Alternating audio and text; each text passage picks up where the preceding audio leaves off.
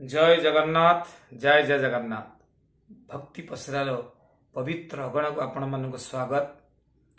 आज आमे भाद्रव मास शुक्ल पक्ष पूर्णिमा बा जहाँ को आमे भाद्रव पूर्णिमा बोली कहू एवं ताहू मध्य आमे इंदु पूर्णिमा बोली कह जाए।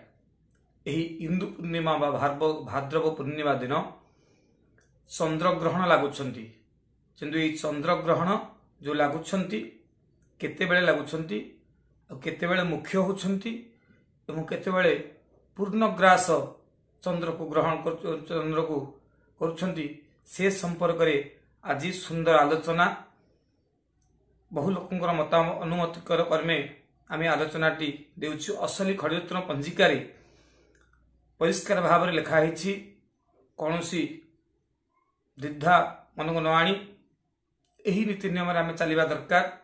जेहेतु आम सनातन धर्म लोक धर्म को मानुछे तेणु देवभूमि भारत ये देवभूमि भारत रे आमे देवता मान जन्म ग्रहण करती कारण यही नीति नियम परंपरा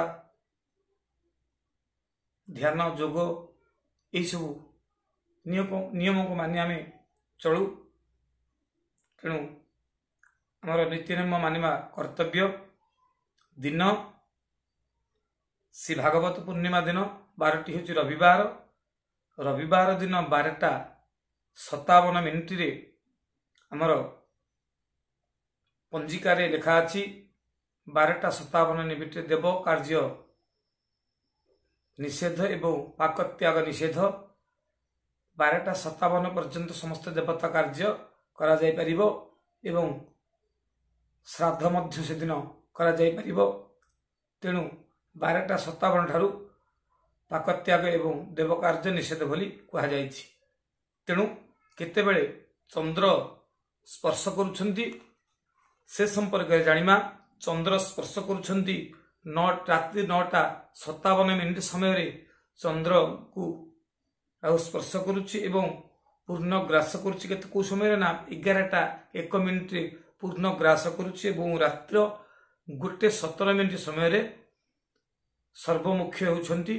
तेणु समस्त सनातन धर्मी व्यक्ति मानकु जणा दिया जाउछि आमे रविवार दिन 12:57 समय रे समस्त देव कार्य एवं पाकत्याग निषेध करिबा एवं एही ज्योतिष शास्त्र मत अनुसार केतेक राशि अछंती से दिन रे आमे यदि सही रात्र रे चंद्र को दर्शन करिबा ताहले शुभ फल प्राप्ति हबो।